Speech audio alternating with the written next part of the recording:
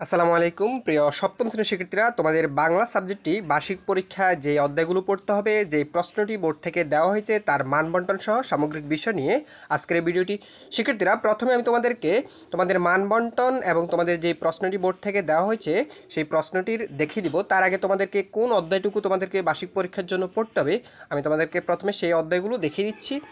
এখানে তোমাকে বাংলা সাবজেক্টটির জন্য, সপ্তম শ্রেণীর বাংলা এই সাবজেক্টটির জন্য তোমাকে অবশ্যই এই বাংলা বইয়ের প্রসঙ্গের মধ্যে যোগাযোগ করি। এখানে 1 থেকে 13 পৃষ্ঠা রয়েছে, এই অধ্যায়গুলো পড়তে হবে। প্রমিত ভাষার কথা বলি, এখানে 14 থেকে 25 পৃষ্ঠা। অর্থ বুঝে বাক্য লিখি, এখানে 26 থেকে 59 পৃষ্ঠা। চারপাশে লেখার সাথে পরিচিতই 60 থেকে 71।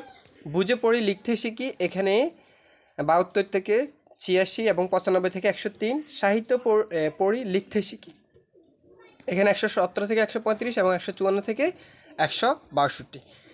এরপরে দেখো তোমাদের প্রশ্ন কাঠামো যেটি, সেটা হচ্ছে শিক্ষণকালীন মূল্যায়ন অর্থাৎ শ্রেণীভিত্তিক এবং বাড়ির কাজ, সেটাতে 30 মার্ক মূল্যায়ন করা হবে। এবং সামষ্টিক মূল্যায়ন অর্থাৎ লিখিত যে পরীক্ষাটি, সেখানে 70 মার্কের অর্থাৎ 70% তোমাকে মূল্যায়ন করবে। তাহলে প্রথমে আমরা তোমাদের লিখিত যে পরীক্ষাটি, লিখিত পরীক্ষার আমরা মানবন্টনটি দেখে নেব। তো লিখিত পরীক্ষা তোমাদের 100 মার্কের পরীক্ষাটি হবে। তো সেক্ষেত্রে তোমাদের প্রশ্নটির প্যাটার্নটি হবে ঠিক এরকম যে তোমাদের 15টা থাকবে এমসিকিউ এবং 10টা থাকবে এক কথা প্রকাশ। টোটাল এক এক করে 25টার জন্য 25 মার্ক। এরপরে দেখো সংক্ষিপ্ত প্রশ্ন থাকবে 10টি এবং সেটাতে 2 করে 20 মার্ক, প্রতিটির জন্য 2 করে। এরপরে রচনামূলক প্রশ্ন থাকবে, সংক্ষিপ্ত প্রশ্ন থাকবে। তো দেখো রচনামূলক প্রশ্নের মধ্যে একটা উদ্দীপক থাকবে, আরেকটাতে উদ্দীপক থাকবে না। উদ্দীপক যেটাতে থাকবে সেখানে তোমাকে 5টা লিখতে হবে, আর উদ্দীপক বিহীন অর্থাৎ সেটাতে 3টা। উদ্দীপক যেটা, সেটা সৃজনশীলের মতো আর কি, একটা উদ্দীপক দেওয়া থাকবে। তো এরপরে দেখো, তো মোট হচ্ছে তোমাদের 100 মার্কের পরীক্ষা এবং এটা 3 ঘন্টা নিয়ে তোমাদের এই বার্ষিক পরীক্ষাটি অনুষ্ঠিত হবে। যদিও পূর্বে তোমাদের 5 ঘন্টা ব্যাপী পরীক্ষাটি ছিল, তো এখন আর সেটা হচ্ছে না, তোমাদের 3 ঘন্টা নিয়ে তোমাদের এই বার্ষিক পরীক্ষাটি অনুষ্ঠিত হবে।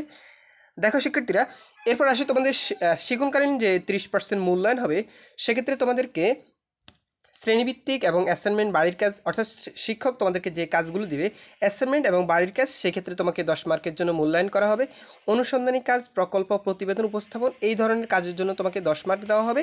এবং শ্রেণীর কাজ, একক কাজ, দলগত কাজ, চক পূরণ ইত্যাদি, ফ্লোচার্ট অঙ্কন, এই ধরনের কাজের জন্য 10 মার্ক। টোটাল এখানে মার্ক ডিস্ট্রিবিউশন হচ্ছে 30। টোটাল এই 30 মার্ক অর্থাৎ শিক্ষণকালীন মূল্যায়ন। শ্রেণীভিত্তিক অর্থাৎ এগুলো তোমাদের ক্লাসে এই মূল্যায়ন হবে। এরপরে দেখো বোর্ড থেকে যে প্রশ্নটি দেওয়া হয়েছে, আমরা সেই প্রশ্নটি দেখব। শিক্ষার্থীরা, এখানে দেখো তোমাদের এই 15টি এমসিকিউ আমরা এরপরে এমসিকিউর পরে হচ্ছে এক কথা প্রকাশ। শিক্ষার্থীরা, আনন্দ স্টাডি এবং আনন্দ এডুকেশন এই দুইটি চ্যানেলে আমরা তোমাদের প্রত্যেকটি শ্রেণী এবং বিষয় অনুযায়ী ক্লাসগুলো ভাগ করে দেব। শিক্ষার্থীরা, তোমরা যদি কোনো ক্লাস এই চ্যানেল অথবা না পাও, অন্য আনন্দ স্টাডি এবং আনন্দ এডুকেশন এই দুটি চ্যানেলে খোঁজ করলে সবগুলো ক্লাস সেখানে পাবে। তোমাদের বার্ষিক পরীক্ষার এই প্রশ্নগুলোর অ্যান্সার সহ সবগুলো ক্লাস আমরা কীভাবে অ্যান্সার লিখতে হয় সেই বিষয়গুলো তোমাদেরকে দেখিয়ে দেবো। শিক্ষার্থীরা, অবশ্যই চ্যানেল দুটি সাবস্ক্রাইব করে রাখিও। এরপর দেখো, এখানে কিন্তু আমাদের এক কথা প্রকাশ সহকারে যে নৈতিক ছিল 15টা, এরপর 16 থেকে দেখো, 16 থেকে হচ্ছে তোমাদের এক কথা প্রকাশ অর্থাৎ একেবারে ছোট প্রশ্ন যেটাকে বলা হয়।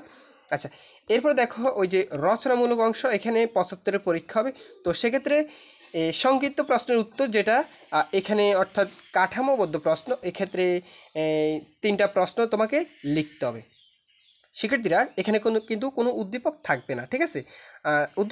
10টা প্রশ্ন লিখতে হবে, এখানে 3টা না, এখানে 10টা প্রশ্ন লিখতে হবে, কোনো উদ্দীপক থাকবে না। এরপরে আবারও এখানে উদ্দীপকবিহীন, দৃশ্যপটবিহীন, এই যে কোনো 3টি প্রশ্নের উত্তর দাও।